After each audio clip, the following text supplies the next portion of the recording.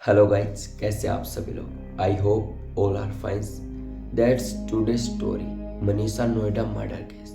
दोस्तों, आज की जो कहानी है मनीषा की, जो कि नोएडा मर्डर केस की है और 1 नवंबर की एक घटना है जो मनीषा के साथ हुआ।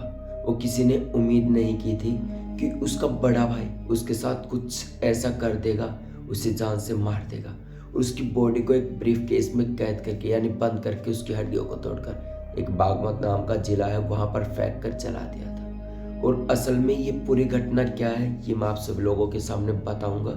असल में पूरा मुद्दा क्या है। तो दोस्तों, बिना देरी करते हुए कहानी शुरू करते हैं। जल्दी से आप अपने कानों में ईयरफोन लगाएं और शुरू हो जी आज से इसके साथ। नमस्कार दोस्तों, आज की जो घटना मनीषा की कहानी है, जो कि नोएडा में सेक्टर 45 में रहने वाली थी और उसकी फैमिली में उसके मम्मी पापा, उसका भाई जिसका नाम मनीष था, यही कुछ फैमिली में 3-4 बंदे रहते थे।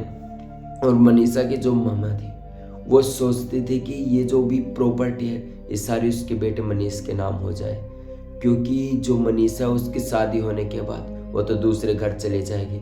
लेकिन जो मनीषा थी बिल्कुल भी सब कुछ करने के लिए तैयार नहीं थी, क्योंकि मैं आप लोगों को बता दूं दोस्तों, मनीषा जब 6 या 7th क्लास में पढ़ रही थी तब उसके पापा से उससे लगाव कुछ ज़्यादा ही था। वो अपने पापा से कुछ ज़्यादा ही प्यार करती थी और उसके पापा भी कुछ हद से ही ज़्यादा प्यार करते थे। इसी बीच को अनबन से लेकर जो मनीषा का भाई था जिसका नाम मनीष था, वो काफ़ी चिड़चिड़ापन महसूस करता था और उसी के चलते इतनी वो घटिया हरकत करी उसने कि जिसको किसी को उम्मीद नहीं थी। असल में दोस्तों, ये जो भी मामला था, जो भी घटना हुई है, ये सारी प्रॉपर्टी के चक्कर में हुई है। क्योंकि जो मनीषा के पापा थे उसके पास कम से कम 4 से 5 करोड़ की प्रॉपर्टी थी, जिसके चलते जो मनीषा का भाई था जिसका नाम मनीष था, वो कैसे न कैसे करके उससे साइन करवाना चाहता था। उसकी मम्मी भी यही चाहती थी, क्योंकि वो नहीं चाहते थे कि कुछ भी मनीषा के नाम पर हो, सब कुछ अपने आप पर करवाना चाहते थे।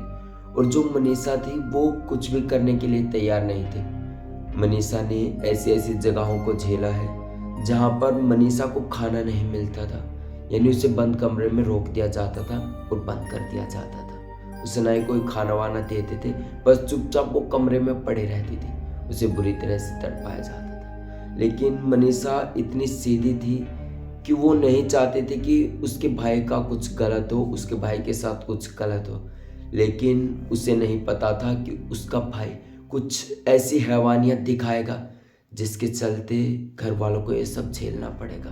क्योंकि जो मनीषा के पापा थे वो काफ़ी अमीर थी, यानी प्रॉपर्टी अच्छी थी और वो उसका ख्याल भी रखते थे। लेकिन मनीषा की जो ममा थी, मम्मी यानी, जो चाहती थी कि मनीष के नाम पर सब कुछ हो, वही घर को संभाले और आगे घर का चिराग यही रहेगा और ये तो चली जाएगी दूसरे घर। ये सब उसकी मम्मी की प्लानिंग थी। तो ऐसे ही समय बीतता है, मनीषा को काफ़ी तंग किया जाता है, टॉर्चर किया जाता है, लेकिन मनीषा सही नहीं करती है। होता कुछ ऐसे ही समय बीतता चाहता है, तभी 1 नवंबर का दिन आता है। उससे पहले दोस्तों, जो मनीषा का भाई था मनीष, उसकी शादी कर दी जाती है और एक ऐसी औरत के साथ करी जाती है, यानी एक ऐसी लड़की जो भाईयात थी जिसका नाम शिखा था। और उसमें इतनी बुरी हरकत थी कि वो औरत होकर औरत की हरकतों को नहीं समझ पा रही थी। वो इतनी दरिंदगी भरी थी कि कुछ लड़ाइयाँ उसी के चलते हुए भी हुई थी। वह कुछ ऐसा था, 1 नवंबर का दिन था और वो जो लड़की थी शिखा, जो मनीष की पत्नी थी, उसका बॉयफ्रेंड अब भी था शादी के बाद भी, जिसका नाम पवन था। वो भी इस घर में आते जाते रहता था और ये जब घटना थी, इसको 1 नवंबर को अंजाम दिया गया था। मनीषा 22 साल की जब हुई, कॉलेज में पढ़ाई कर रही थी, तो वो सोचती थी कि मैं अपना खर्चा खुद चलाऊंगी, मुझे किसी के पैसों की ज़रूरत नहीं है, जो भी करूंगी मैं खुद करूंगी। ये सब मनीषा की सोच थी। लेकिन जब वो घर पर आई तो उसे पता था कि कोई तीसरा बंदा भी है, जो कि भाई और भाभी के मिलने आता है, ऐसे ही कुछ और कुछ भी चक्कर हो जाए, जो कि बॉयफ्रेंड था। जो शिखा थी उसका बॉयफ्रेंड था और ये जो बात थी मनीषा के भाई मनीष को भी पता थी, लेकिन वो कुछ भी नहीं कर पा रहा था। आखिर क्या मामला था, वो क्या सोच रहा था, ये वही जाने आखिर क्या बात थी। लेकिन वो जो बंदा था तीसरा, वो घर आता था और होता कुछ ऐसे है, 1 तारीख के दिन मनीषा से प्रॉपर्टी के लिए साइन करवाने चाहते हैं। लेकिन वो मना कर देती है, लेकिन उसे टॉर्चर किया जाता है। फिर मनीषा जैसे तैसे करके वहाँ से निकलती है। तो जो पवन था और जो उसकी वो थी गर्लफ्रेंड थी जिसका नाम शिखा, यानी जो मनीष की पत्नी, उसके साथ ऐसे ही अनबन थी। तो ऐसे ही संबंध बना रखे थे, ऐसे ही आप समझो। तो कैसे न कैसे करके मनीषा को पकड़ लेते हैं। और दोस्तों बाहर कुत्ते बार्किंग कर रहे हैं, भौंक रहे हैं, तो 2 मिनट रुकना पड़ेगा। तो सॉरी गाइस, होता कुछ ऐसे है दोस्तों, जब मनीषा वहाँ से निकल रही थी तो पवन उसे पकड़ लेता है और तभी उसका भाई आशीष दरिंदगी से उसे पहले बुरी तरह से मारता है, फिर उसके टुकड़े करता है, यानी एक प्रकार से ब्रीफ केस में डाल दे उसकी सारी हड्डियों को तोड़ देता है। और ऐसे ही जोड़ मोड़ के कैसे न कैसे करके उसे एक ब्रिक सूटकेस में पैक कर देता है। और फिर एक जगह है, कोई बालमत नाम का जिला है, वहाँ पर चला जाता है और उसको वहीं फेंक देता है और वहीं पर उसे जला दिया जाता है। और ये जो घटना हुई किसी को कुछ पता नहीं चलता। तभी जो बागमत का जो जिला है वहाँ के कुछ लोग जलती हुई बॉडी को देखते हैं, तो उन्हें पता चलता है ये कि किसी औरत की बॉडी है जो ऐसे भनक रही है। शुरुआत में उन्हें भी पता नहीं चला था। जब काफ़ी समय बीतता है तो जो मनीषा है उसका चचेरा भाई यानी चाचा का जो लड़का था, वो सोचता है कि कुछ ना कुछ तो करना पड़ेगा, क्योंकि उसे टेंशन हो गई कि बहन इतने दिनों की घर नहीं आई है, मामला क्या है।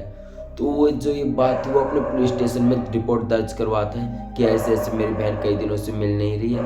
और वो ये भी बताता है कि घर में उसका जो भाई है मनीष और उसकी जो भाभी शिखा और एक बंदा जो पवन घर आता जाता रहता है, वो उसे टॉर्चर कर रहे हैं प्रॉपर्टी के लिए। ये सब कुछ वो बता देता है। तभी पुलिस तहकीकात करने के लिए लग जाती है और काफ़ी कड़ी मशक्कत के बाद ऐसे ही समय बीतता जाता है। पुलिस उन्हीं के पास पहुंच जाते हैं। तो जब चचेरा भाई, जो मनीषा का चचेरा भाई था, पुलिस के पास जब ये सब कुछ रिपोर्ट लिखवाता है तो पुलिस बताती है कि एक डेड बॉडी मिली है जो कि बागमत जिला है, वहाँ पर जली हुई है पूरी तरह से।